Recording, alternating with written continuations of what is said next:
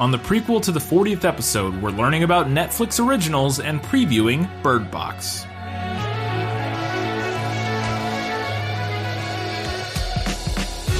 Hello and welcome back to This Film is Lit, the podcast where we talk about movies that are based on books. It's the prequel to the 40th episode. And that 40th episode is Bird Box. It's taking the world by storm. The Bird Box challenges, yes, at the very least. The memes are taking the world by storm, if nothing else. So we're going to be doing that for our next episode. We'll be previewing that in the second half of this episode. But first, we're going to come back to our learning with This Film is Lit segment, and we're going to talk about Netflix originals. No matter what anybody tells you, words and ideas can change the world. So, when I hear the term Netflix original, and I knew like nothing about this before you brought this up to me. Yeah. I just always assumed that meant that Netflix like put the money in to produce whatever that content is. That's what they want you to think. Is that not wholly accurate? Not even a little bit. Necessarily. We'll get into it. I have copious notes, but even my notes don't begin to cover the extent of the process and everything. We'll get into it. But most people have Netflix, and I'll talk about, I say most people. Most people in our age range have Netflix. According to CNBC All-American Economic Survey that polled 800 people, which is a pretty good sample size for a poll like this. The job I work at, when we do polling for our sort of viewership, 400 is like a good poll number. So something like this, 800, is a pretty good sample size for this sort of data. This was in 2018. 57% of Americans have some form of streaming service. Of that 57%, 51% of those use Netflix. Netflix has 137 million users worldwide and 58 million in the U.S. And I assume that is distinct users. It's more than that because, like my parents use my Netflix and other people share Netflix accounts. So there's more. The numbers, I didn't say specifically distinct users, but my guess is that means like accounts would be my guess. Netflix is kind of like the OG streaming service. Yeah. It's, one of the first ones. I mean, they didn't start as a streaming service, but they were one of the first to get into it. I mean, originally they were you ordered DVDs and they mailed them to you. The mail order DVD. I think my mom still gets DVDs. Yeah, and you can still do it. They still offer that service because it's goes beyond things that are off. I believe, at least I think that's the idea, or at least in the original days it was. Their catalog of DVDs was huge, included almost everything, whereas their catalog of streaming stuff was much smaller. Right. I don't know if that's still the case. I haven't looked at their DVD rental service I think I had it for like a year. No, I had GameFly, which is the video game version of that, for like a year, back like 10 years ago. 58 million users in the U.S. The U.S. population is like 430 million. So cut out all the babies. And then cut out everybody that's 80 plus, or maybe not everybody that's 80 plus, but a lot of people in the US. But a lot of people. Yeah. So a lot of people are, so most people, I have a feeling when you see Netflix original, don't know what that means necessarily. I think they think, like you and I both did, that means Netflix was somehow involved in making this thing. Yes. Somehow. Some way they're involved. It's a Netflix original. They somehow were involved. I mean, the process of making movies is already complicated, and we'll talk about that a little bit. But that's kind of the idea you get when you hear Netflix original and you see it, and especially tied into things like Stranger Things and all that. And we'll get to that. A Netflix original, quote unquote, is content that is produced, co-produced, or distributed by Netflix exclusively on their services. The distributed by is the sort of little extra caveat there. Netflix funds their original shows different than other TV networks. When they do sign a project, a lot of times they provide the money up front and then immediately order 2 seasons, which is kind of a little side note, but I thought it was interesting that they, generally speaking, order at least 2 seasons when they get a show to kind of let it, which is, I think, a good idea creatively in general, because it often takes a show a season or 2 to kind of hit its stride, and then they decide, Originally, Netflix didn't actually produce quote-unquote content in the way traditional film studios do. In fact, they contracted studios like Lionsgate or Media Rights Capital or others to produce their films while sometimes injecting capital into the production. Mainly, though, they just pay for distribution rights to finished products. Now, this seems to have changed recently, at least somewhat changed. They still do the thing where they basically buy distribution rights. But Scott Stuber became head of original films at Netflix. He was previously an exec at Universal. He runs a production company called Bluegrass Films, and they're responsible for Bird Box, as well as non-Netflix originals like Office Christmas Party, Ted, Central Intelligence, A Million Ways to Die in the West, a handful of others, mostly comedies, it looks like, but generally, he, and also with that, he works with the Family Guy fairly often, it looks like, based on Ted, A Million Ways to Die in the West, and Ted 2. Yeah. So, what is his name? Doesn't matter. I'm watching the Orville right now, and I can't remember his name. Anyways, it's Family Guy. Also, in October 2018, so just a few months ago, Netflix purchased ABQ Studios in New Mexico, and this was Netflix's first purchase of a studio complex, and they plan to make it the home of 2 upcoming original series that they're going to be filming, one called Chambers and another called Messiah. So here's the thing. The studio system in Hollywood is really confusing. Right. For example, Office Christmas Party, that movie I mentioned earlier that like nobody saw, but I remember seeing trailers for, like the last 2 Christmases ago, I think. Had 4 production companies associated with it: DreamWorks, Reliance Entertainment, Amblin Partners, and Bluegrass Films. And it was distributed by Paramount. It would take 10 times the research and 3 times as long to explain how movies are made, paid for, and distributed, so we'll leave that for another time. Suffice to say, sometimes you will see the Netflix original tag on material that the company itself did produce, was involved in making, in the making of, was involved in paying for, was involved in all those things. We'll talk about some examples of that, some big ones. Stranger Things, the biggest one probably, the one that kind of blew up their Netflix original brand. Bird Box they were involved with. So there's a lot of shows and a lot of newer shows and continuing shows, and it's an avenue they're pursuing. But a lot of other things you see the Netflix original tag on, the company itself had nothing to do with in terms of production. I know I, for one, was operating under the assumption that all of the Netflix originals you see were films or TV shows that Netflix was somehow directly involved in producing.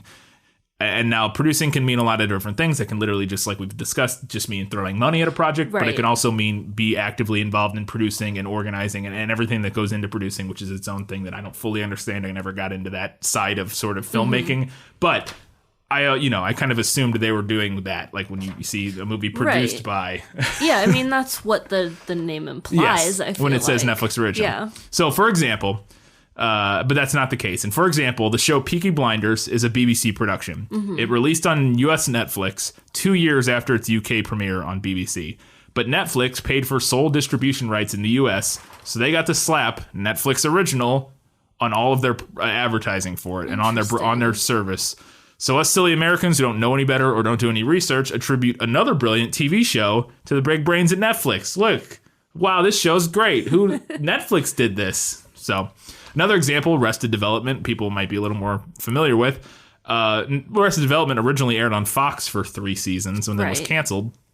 The label Netflix Original is on the entire series on Netflix, although only the most 2 recent seasons were financed by Netflix or they were involved with at all. The first 3 seasons were on Fox. They bought the rights to it, though, and they are the sole distributor of it now, so it says Netflix Original when you click on. So just like implying that the whole thing is... Yeah, that somebody who didn't know and was just coming to Arrested Development now would be like, oh, look, it's another thing Netflix did, Arrested Development. They would have no idea that this started on Fox and, whatever. Here's the thing. Netflix is a savvy company. There's a reason they use the label Netflix Original and not Netflix Exclusive, because I would argue that Netflix Exclusive is a much more accurate label for some of their products. Things like Peaky Blinders, or we were watching a show for a little bit called The Vikings or the Norsemen. Yeah. That was completely written, produced, made for Finnish Iceland TV, somewhere Norway, I don't know, Norwegian TV, and then Netflix was really like, oh, it's a good show, buy it, distribute it in the US on Netflix. The only place you can watch it in the US is on Netflix, so it says Netflix Original.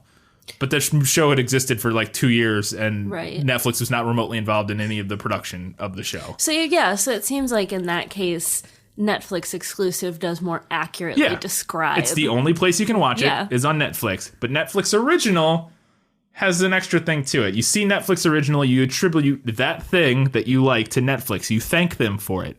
I like Stranger Things. Netflix made Stranger Things. And to clarify, in this instance, Stranger Things they actually were involved in the production process and that sort of thing. And they did throw money at it, so it's a little different. But they made Stranger Things. Therefore, I love Netflix and I will give them my money. You're glad to give them their money because you're assuming at least somewhat responsible for that they are at least somewhat responsible for creating this thing that you like. Brand is everything. Attention is currency in the marketplace. And what people think your brand does is more important than what your brand actually does. Is it ever? So in that instance, when people see Netflix Original, that makes you feel that's a thing Netflix made. That's how it feels when you see it. That's what we both thought. That was a thing. Now, again, obviously there's a bunch of... I'm not assuming that there's writers and directors and a million other people involved in a whole... But I assumed when I saw Netflix Original that they produced that content. Yeah. And that is not true for a great... I don't know if it's majority, but it's a great number of the content on their platform. They did not produce. And it's not just Netflix, to be fair. I believe Amazon and Hulu both do similar things. Like Harlots on Amazon, I believe that says in Amazon Original or something like that. And it was a BBC show. Or I believe it was a BBC show or something like that. I'm like 99% sure about that. So Netflix isn't alone in doing this. I think all of these sort of online platforms. I would actually love to know more about like the intellectual property law there that like allows these streaming services to like essentially almost the intellectual property law there is we paid you for this intellectual property. So but I would want to know like I wonder if there is a way around that, like if you can negotiate a contract so that they can't do that with your content. Yeah. Like I would just be curious to know. I'm sure you could. I'm sure you could somehow, if you wanted to, if you were a production company, whoever held the rights to some TV show or some movie and Netflix came to you and said, we want to distribute your movie on our platform. We want to call it a Netflix original. Now their thing may be, here's the thing. Netflix may come at you with enough money that you go, fine. Yeah. You know what I mean? And I think that's probably mostly what happens. If you want to kind of hold up some artistic integrity thing of like, some people might think that Netflix made this when our production company made this. I think they're trading off, one, the huge amount of money that Netflix is going to give them. Two, barring that, at least their thing that they made is now being shown to people. People are seeing it. And then... maybe look into it and realize, oh, this person, whoever was responsible for making this, that sort of thing.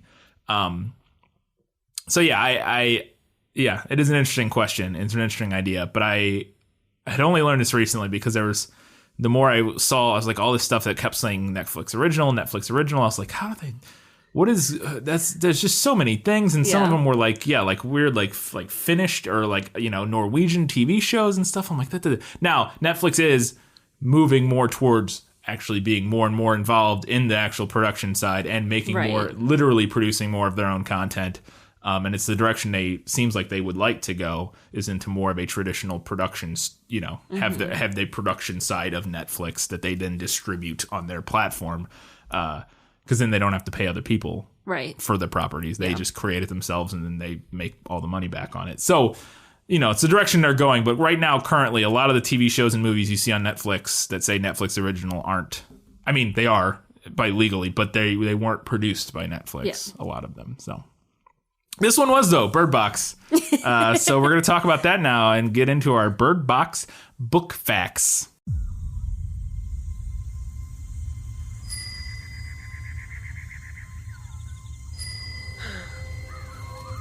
Where are you? Please don't take my children.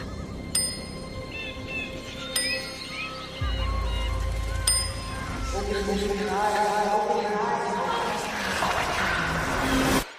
don't take my children! All right, so Bird Box is a 2014 post-apocalyptic novel by Josh Malerman, and it's also his debut novel. was his first publication. He actually wrote 14 novels before he published Bird Box, but he never shopped any of them around. So this was his first actual publication.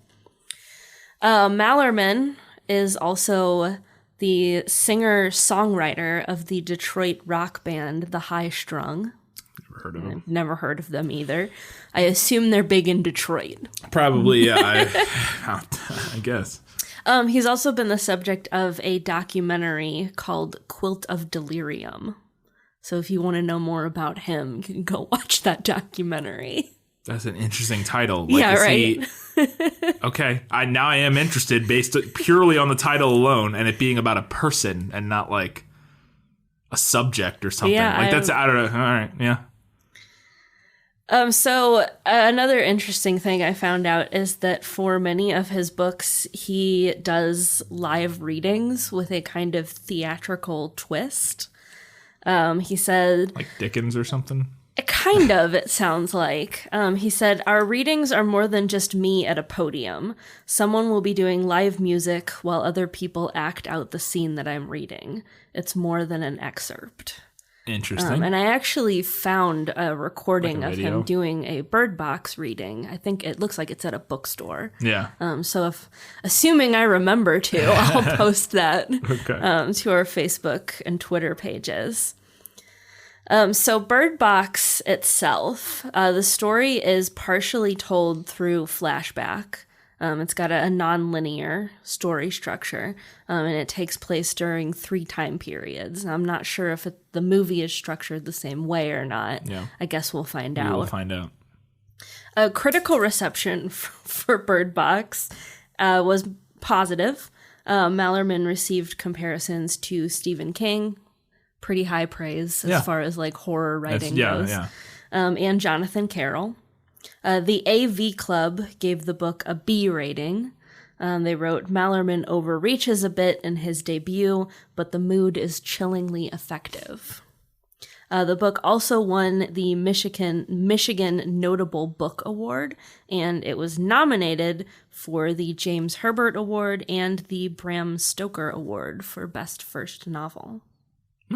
I didn't know there was such a thing as a Bram Stoker Award. Yeah. That's pretty cool. It's like for horror fiction. Yeah, I mean, it makes sense. I'd never heard of it, so. It's a pretty big one as far as like a genre literary awards go. Yeah. Cool.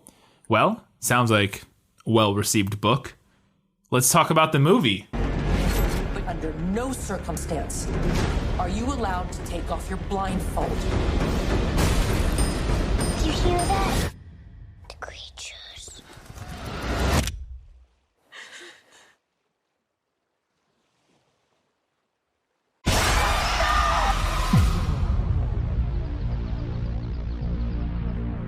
All right, so as I mentioned, this one was actually produced by Netflix, but originally the film rights to Bird Box were optioned by Universal Pictures in 2013 prior to the book's release. So this is one of those ones where before it came out, they were... That's pretty par for the course, I think. Yeah, it is. Studios just kind of snap up properties hoping they blow up. Yeah. Originally, it and Mama director Andy Muschietti, don't know how to pronounce that, was attached to direct the film when it was with Universal. He did the remake of It that just came out. Okay.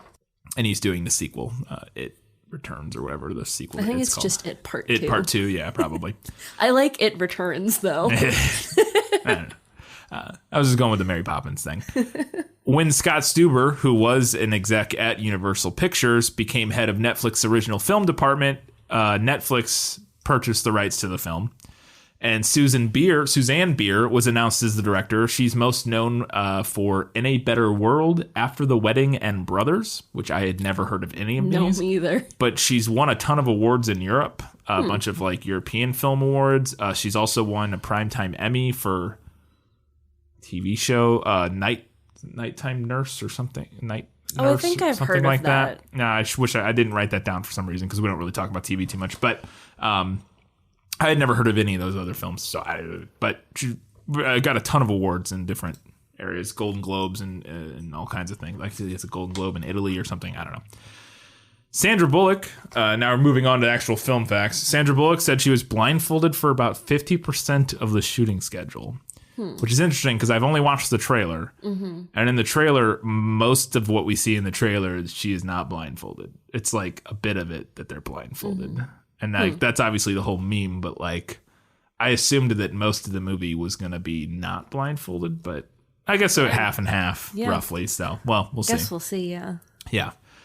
So we both had this note because it's kind of about the book, but author Josh Malerman wrote the rough draft of Bird Box prior to the release of M. Night Shyamalan's film The Happening, which was 2008, and the film The Road, which was 2009, which was based on a book as well. Yes. Yeah. Book is 2006, though.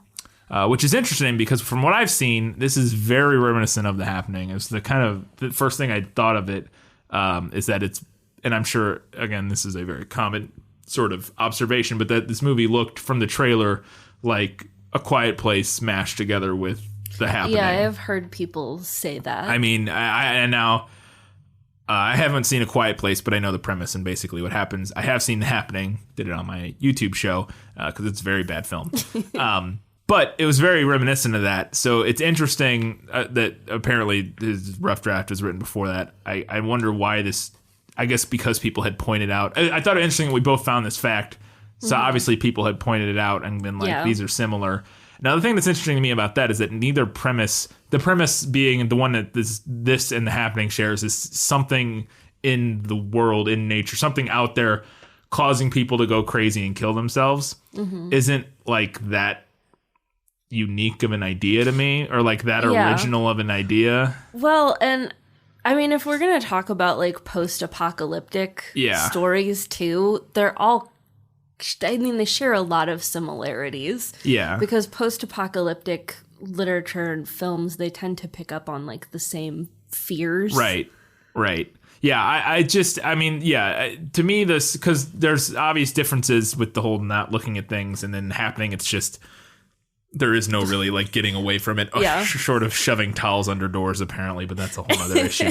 But like, so they're similar in that regard, but the whole idea of, that somehow there's something that if it affects you, you like, whoop, and then kill yourself and it's creepy. Like that, I don't know. That to me, it's like a bunch of people could come up with that idea. It doesn't particularly strike me as like, I mean, that's like horror stories going back, like literary horror stories, like similar ideas going back forever. I would feel like of, that sort of mythological thing of like they were out and nobody knows what they saw, and then they went home and they killed themselves. Like, it's like that's not an original idea to me. But anyways, so moving on to the Bird Box Challenge, we'll talk about it a little bit because. We have to, I guess. In Australia, Netflix partnered. Apparently, this is how this started.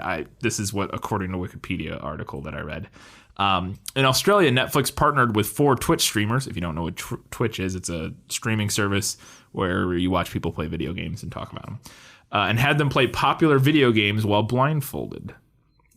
Apparently, this is what turned into the global internet meme, and Netflix had to come out to stop idiots from walking into traffic blindfolded. So that's why they had to address it, because they kind of started apparently it. And now it says in Australia, Netflix partnered. So I don't know if it's Netflix parent company or somehow like, they have an Australian branch that, their marketing department in the Australian Netflix branch was like, let's do this. And, so who knows how high it went or whatever. But they did at least kind of, that's what this is implied here, that they kind of were involved in starting it to some extent. Now, again, it was sitting in your room in front of a computer playing video games blindfolded, which is nothing. It's fine. But anyways.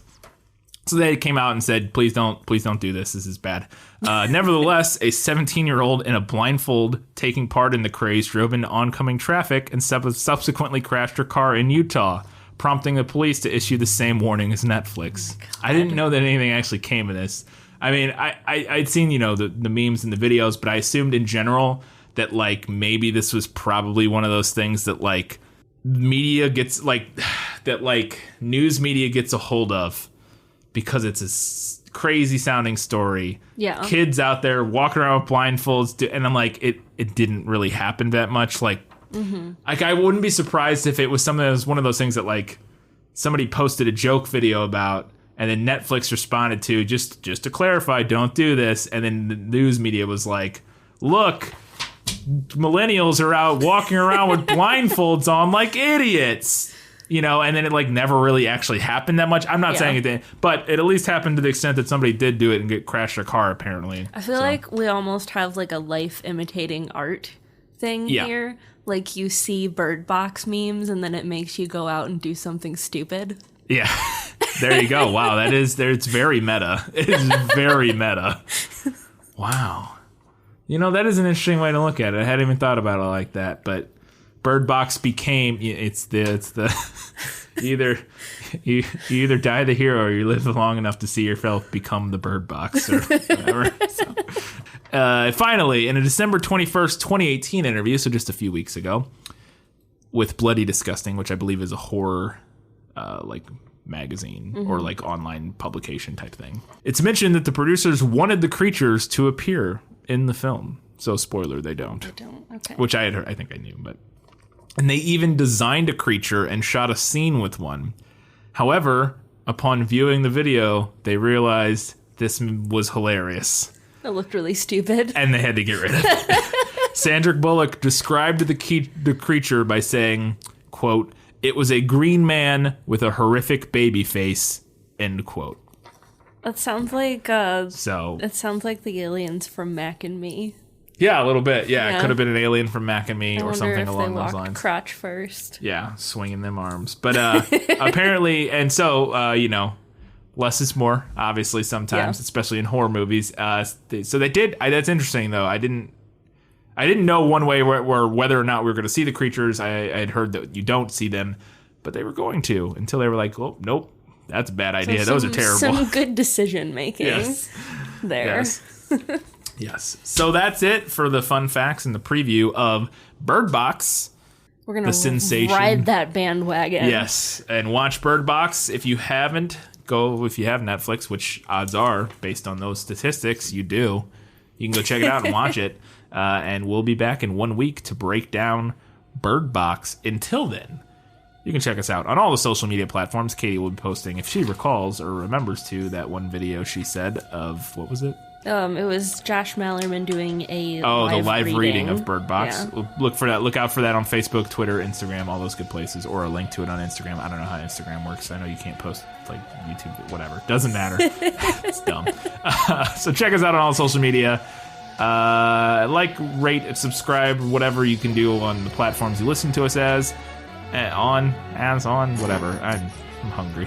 It's dinner time. It's been a really long day. Dinner time. It's a Monday and I'm hungry, so cut me some slack. Until next time, guys, gals, non-binary, and everybody else. Keep reading books. Keep watching movies. And keep being awesome.